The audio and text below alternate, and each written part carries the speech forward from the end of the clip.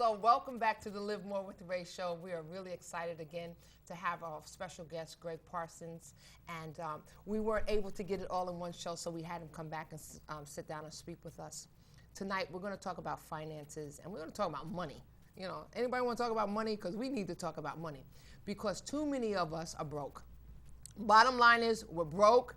We're not knowledgeable of a lot of things, and we need to understand that to get where we want to go in life and to be flexible at the end of our lives and to have the flexibility that we need, we actually have to learn about money. So get over it. You may have $27 in your account today, but if you listen to the principles, follow instructions, you'll be able to have more than you have today. And with that, we have our special guru. I call him the financial guru, Greg Parsons. And I say that because, you know, his idea of finances and money, he could stay with the institutions. He could build in and make a lot of money on that end in security systems, whatever they do in investments. He wants to help all of us. And his idea of getting the skill sets to everyone is so empowering and so helpful that we just want him to know that we really appreciate him coming back, and we're excited about what we're going to learn. Now listen, you're not going to learn it all in one setting. You're not going to learn it all in one day. But if you can get the idea of building a good pattern and a good habit of saving and starting from there, you can move on and do greater things in life. So tonight we have Greg Parsons with us. He's going to talk to us about money and what we need to know about money, and not to chastise us, because sometimes people can talk to us about money, and after they finish talking about us, we feel so broke. we're like, I don't know what I'm going to do. But you know, just help everyone out there understand about money. I mean, I think on that specific, right, I'm a big believer, like, tomorrow is always a new day, right? You are where you are. The past is what the past is, and, you know, the whole no use crying over spilt milk, right? You can't change yesterday, right? All you can do is focus on, you know, what am I going to do differently today versus yesterday to move myself, in this particular conversation, forward on the money or the financial wealth or the financial planning, my financial stability spectrum, right? Okay. So everyone is where they is. We all make decisions. I made plenty of poor ones, specifically when it comes to money. Right, okay. You know, you wake up, tomorrow's Tuesday. You can always make better choices or try and revert, you know, people fall off the wagon, so to speak, right? Okay. You can always go back to, you know, what are the fundamental tenets of how do I put myself in a better position tomorrow than I was in yesterday to give myself that financial flexibility or freedom as I go through life, which I think is kind of the cornerstone of what people should be trying to achieve. I think sometimes people focus on, my definition of success is a house or a boat or a car, or whatever it might be. And while it's completely appropriate to have goals and objectives and be able to, you know, realize and appreciate and enjoy what money gets you, again, my one person's opinion, the definition of success is, I don't know where I'll be in 10 years. I don't know where I'll be in 20 years. I don't know where I'll be hopefully in 40 years. How do I give myself the most flexibility to deal with whatever life gives me at that point in time? Okay. Or, you know, specific to money, how do I ensure that I'm best positioned to take advantage of that stage in my life when I get there? Because again, when you're 20, you won't believe it, but you actually have no idea where you'll be when you're 30. Right. If you had told me when I was 20 that I'd be living in New York in the same building as my parents, working in finance with 2 kids, I would have looked at you cross-eyed and said, no, you got the wrong guy. Right. And so, I mean, I think to your earlier comment, if sometimes folks feel chastised, hey, everything I've heard, that's not what I'm doing, throw up my hands, and well, that's not the path for me, I think is not the right way to think about it. Tomorrow is a new day. Right. You can always, you know, everything in life is a spectrum. You can always graduate or gradually move towards quote-unquote best-in-class practice. Okay. So we came up with an acronym for the word money. So let's go through the acronym, and then let's begin. You can begin to just share whatever thoughts you have of it. So, so money, the acronym for money starts with more knowledge. What, if you can, is the best way to get more knowledge about money? You can never stop learning, right? The first is to, you know, remove pride, remove ego. Right, every day you should learn something, and I think a lot of people are held back by a nervousness, right? You know, you go back to first grade, no such thing as a dumb question. Right. There really is no such thing as a dumb question, right? There is there are plenty of avenues to get smarter on money and finance. Okay. Right? It's talking to people in your network, outside your network. What do you, having honest conversations, right? I mean, everyone gets private about money, and I'm not saying discuss your specific situation, but hey, what do you do? Do you like your bank? Are they helpful to you or not? Does your banker ever give you any advice or not? And as you start having those conversations, you're going to start getting exposed to more and more people and proactively looking for situations to talk about what other people are doing and finding best-in-class practice. I mean, look, you can go to the bookstore. There are hundreds of quality material on learning about different aspects of money. Again, I'm a big believer that the information is out there, especially in today's age, right? You can go online, right? You can find it online. You can find it old school media. But I think the people are most comfortable learning it in dialogue, and it's about asking questions. And unfortunately, most people don't talk about money because there's almost a societal taboo, right? And again, the conversation isn't, hey, what do you make and how do I do what you do? But hey, do you bank at Chase, Citibank, or Dime Savings Bank? Right. Well, I bank at them. Well, why is that? Well, you know what? They got an interest rate that's more than Chase. Oh, I didn't know that. Well, how's their customer service? Are you getting any ideas? Getting any advice? And tuning into shows like this. I mean, I think there are multiple avenues to get information, but it really is on the individual to say, I'm not going to be embarrassed. Right. And it's not just that I'll receive information when it comes to me, but I'm going to proactively look to make myself a little bit smarter than I was yesterday. And again, everything's a stage, right? If you wake up, and by the end of the day, you've gotten one piece of information more than you had, well, you're that much farther down the path. You do that every day, you wake up one day, it's like learning a language, right? My wife is half French, and when I met, I didn't speak a word of French. And I was like, you got to be kidding me. I'm not learning French. Parlez-vous français? Right. I'm not learning French as a 30-year-old. Right. One word turned to two, two turned to three, and now the real news is I peaked at the wedding. I was quasi-fluent, and I haven't practiced it. But again, there was a goal of mine every day, learn a word, learn a sentence. Right. And if you put your mind to it, you turn around and you almost forget how hard the journey was. You're like, hey, when we got married, I had to stand up and give a speech in French, and it worked. Right. Wow. Same thing with money, right? If every day you learn just a little bit, you'll turn around and realize that over time, you've learned a lot. Right. So that's getting more knowledge. And I just want to hit on the fact. You said put away your pride, put away your ego, but also to put away your fear. You know, I'm a firm believer that you're either being driven by one or two things, the fear of failure or the fear of success. Yep. And either one of them it can be a driving force, and it can make you miss a lot of foundational principles that you just should be getting before. And then you look around and you say, oh my God, I'm fearful. Being fearful is just believing that something is real and it really isn't. Yep. And our parents, and I don't know about your parents, but my parents never talked about money. They just gave allowances and nice trips and sent me to private school, and they never taught me how to actually handle money. So then I had to learn these little tricks of the trade, like Christmas clubs and all this stuff. Which I don't even know if they exist anymore, Christmas clubs. But and then it got fearful because I had my kids, and then I was like, oh my goodness, it's just not one of them. It's three of them, and how do you put three into private school, and how do you buy 3 pairs of sneakers? Yep. So it's fear sometimes. And I just want to say to the audience, listen, you don't have to repeat that history. You can actually just say, listen, enough is enough, and we're going to learn together and teach everyone. Yep. That's important. So our next letter for our acronym is O. And we came up with, you came up with outsized expectations. Yeah. And what does that mean? Well, I think it ties back to your fear. I think many people are limited by, they look at their current situation. I got $22 in my savings account.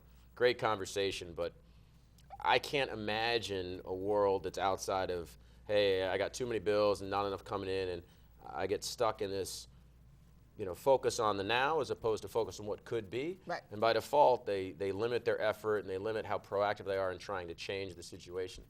If you free yourself, again, if you expect big outsized things and you remove, kind of that fear of success, remove the baggage of I can't see how I get that path, right? But you imagine big things, I think you open yourself up to much greater success. So is that a dreaming, or is that a process? Is that a day-to-day process? Well, I think it's allowing yourself to dream, because then you're more excited about doing. I mean, look, nothing is easy, but allowing yourself to dream will then force you or give you more confidence in pursuing the process. I mean, I think the path of how do I get out of situation A, financially stressed and strapped, to financially flexible, is a process, but it's how do you give yourself the emotional power, the spiritual power, the excitement around sticking to the process. Right. It's like the diet, right? Right. Pounds aren't going to lose themselves, No. right? You're going to, pretty clear. You got to exercise more, Right. eat less, Right. eat more healthy.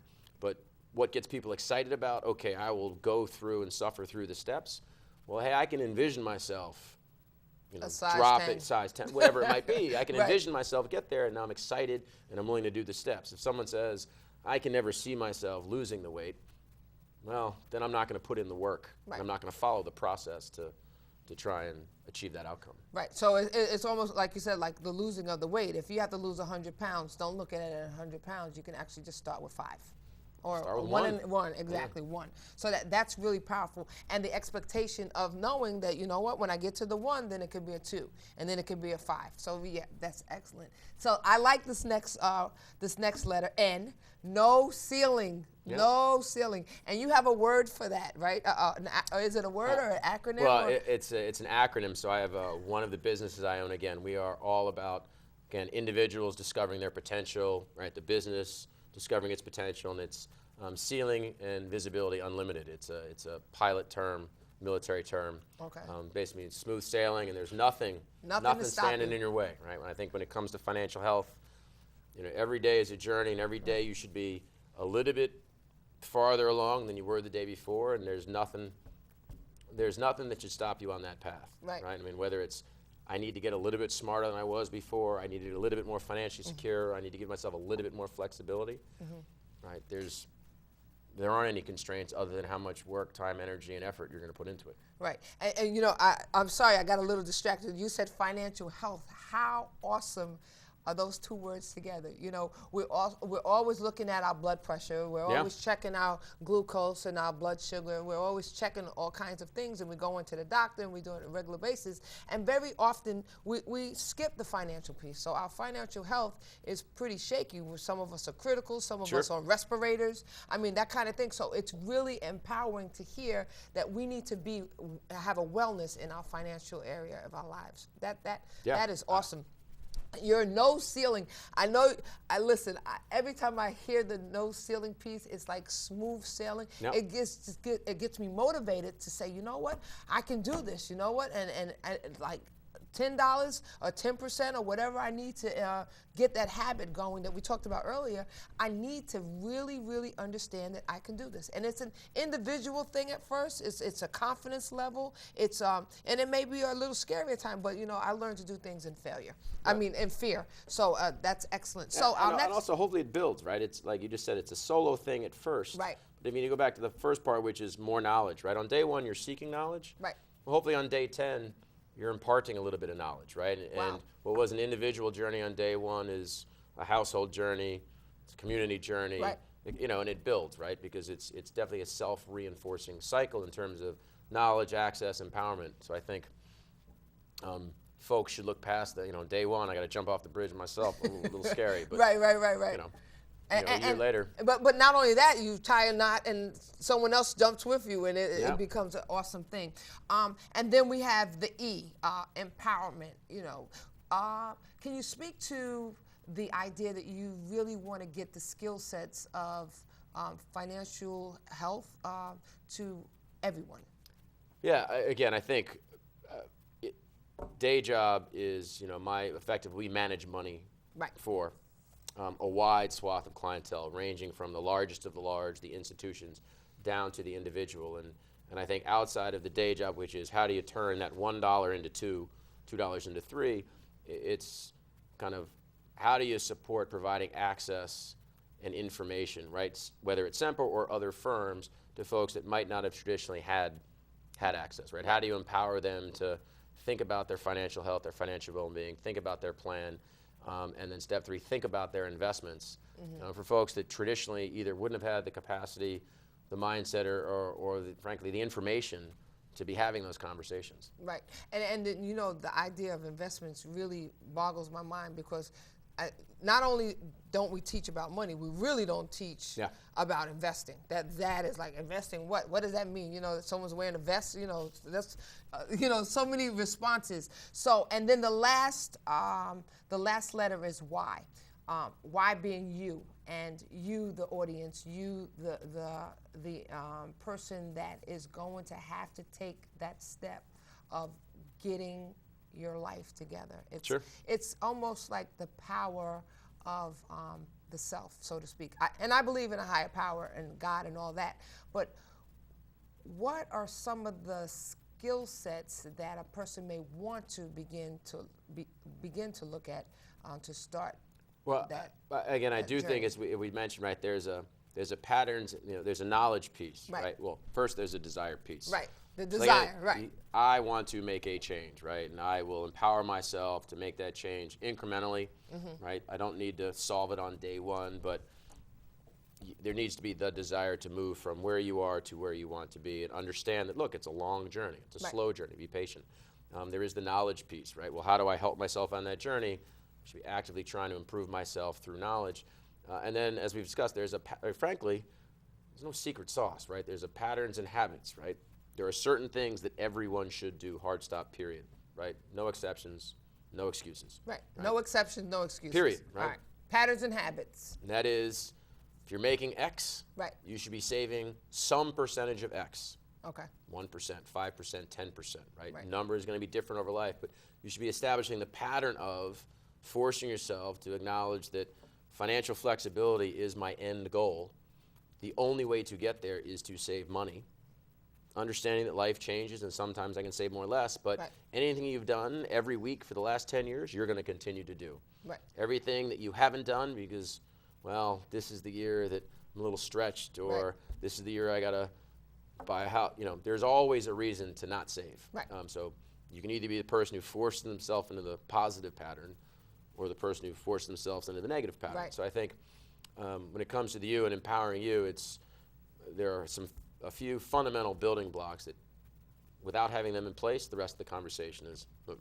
Right? You can be the smart. You can go out and say, "Look, I will dream the dream. Right. There is no ceiling. Right. I'm going to get a lot of knowledge, but I'm not going to save any money today. Right. And you're going to be broke as We're going to have this conversation a year from now. Right.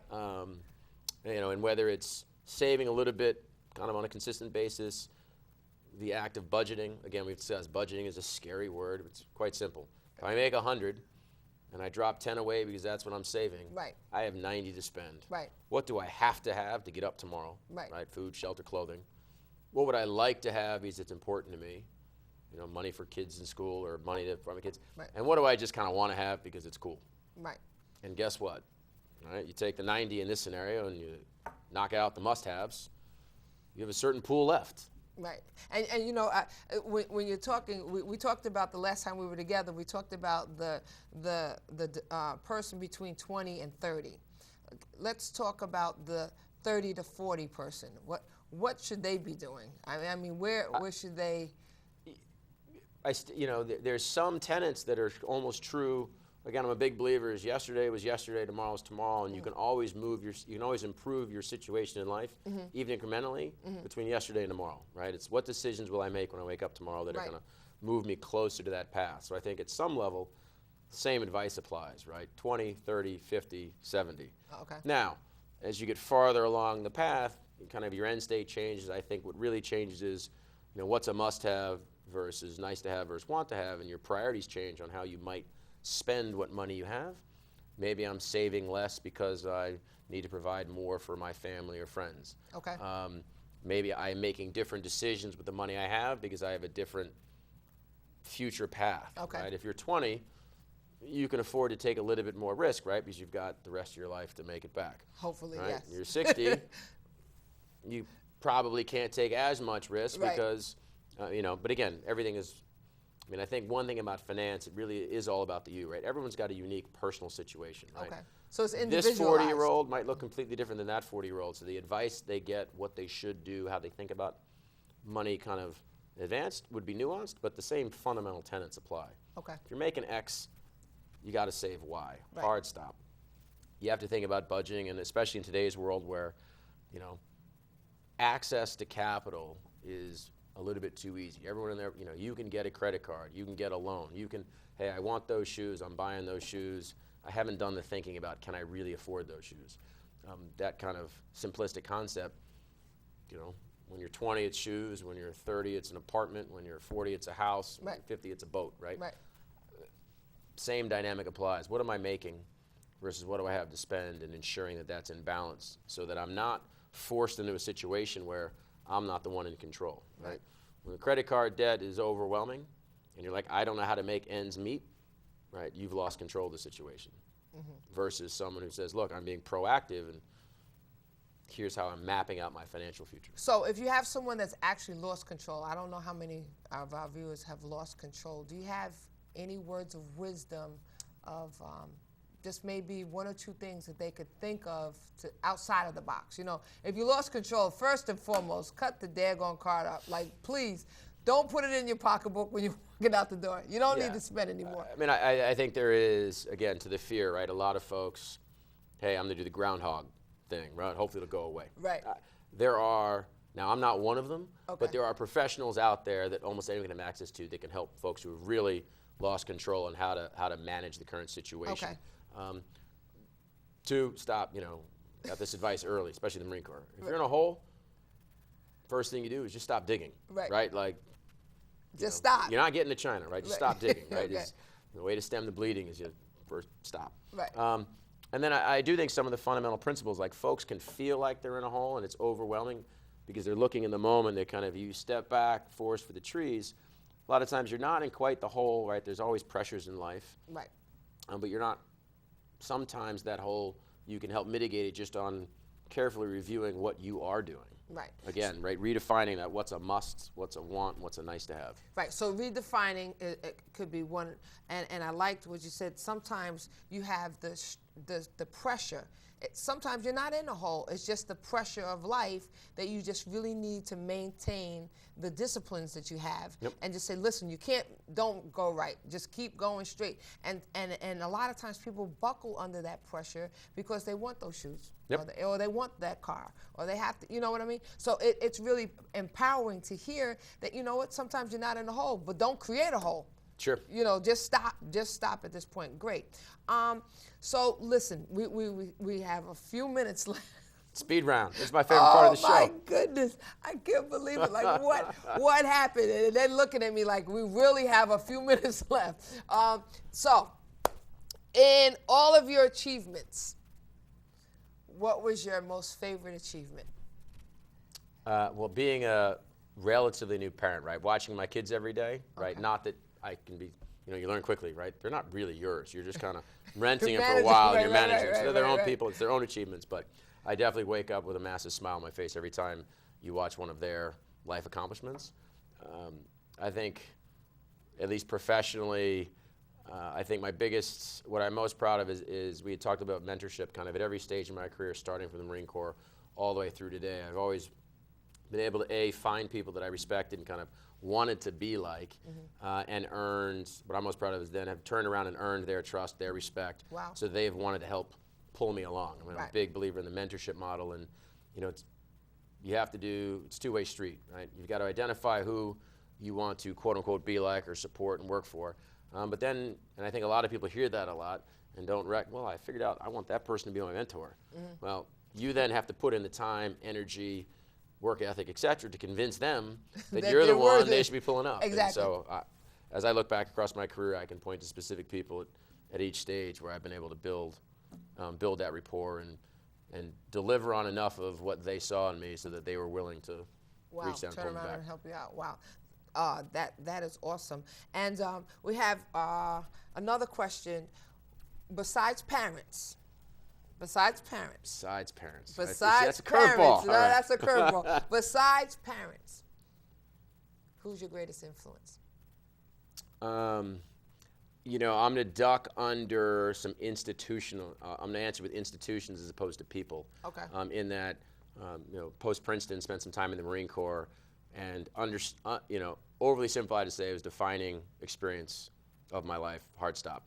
Kind of the values that were instilled, the quality of people I worked with, the sense of camaraderie, integrity, kind of how to approach life. I mean, truly put me on I'd like to think they reinforced attributes I already had, but they definitely solidified them and shaped the course. So in terms of influencing me and how I think about the world.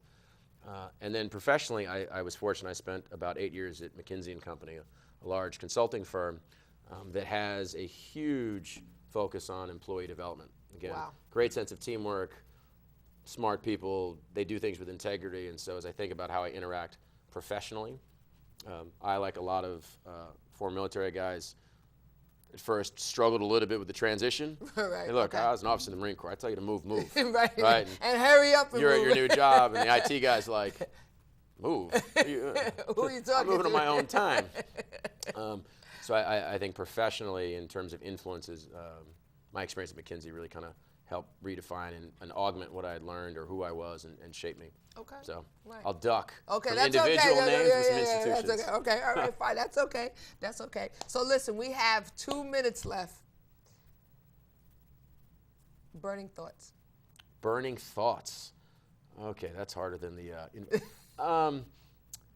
Not too many. Financial thoughts. Financial thoughts. Yes, okay. Almost a plea to folks. I mean, again, I do think.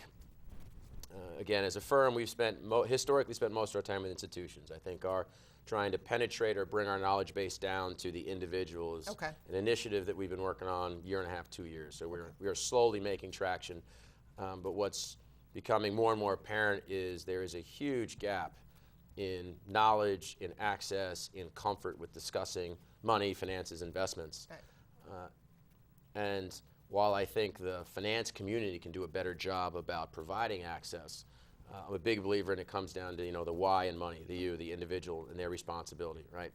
Fear, pride, ego, whatever might be limiting folks or hindering folks from going out and trying to, again, move themselves slightly along that spectrum, almost a plea to the masses, so to speak, right? There's information available, there's people available. I mean, there are countless professionals out there who truly do have your best interest at heart. Take it upon yourselves to start that journey, right? It's once, typical journey. One step at a time. Right. You're going to turn around 1,000 steps later, and you'll be amazed at how far you've been able to get, right? What seems not doable today, and if you just break it down one step at a time, I think people will be amazed at where they can get, and the excitement and the flexibility and the freedom it brings, right? So I think it truly is not a burning issue, but something that I'd love to help empower and help drive. Well, we really appreciate you being here. And Live More with Ray show is all about living more and fearing less and living on purpose. So you'll see Mr. Parsons' information on TV. Look, go to the website, see the products that he has. You can email him. He'll get right back to you. And we are really grateful that you decided to spend some time with us. This is not the end. I'm trying to convince him. Listen, I'm trying to convince you to have a show. You need a show. But we really appreciate you, and we wish the best of luck to you and your company, and may God bless you. And listen, we again say thank you for tuning in. We love you at Live More with Ray, and it is our prayer and our desire to be a blessing to you and your families. Tweet us, email us, hit us up on Instagram. We look for, and listen, call. It's okay. We're here to talk with you. And you may have some ideas. You may, get some revelation from our shows. And it's really great to hear from you. Love you. God bless. Bye-bye.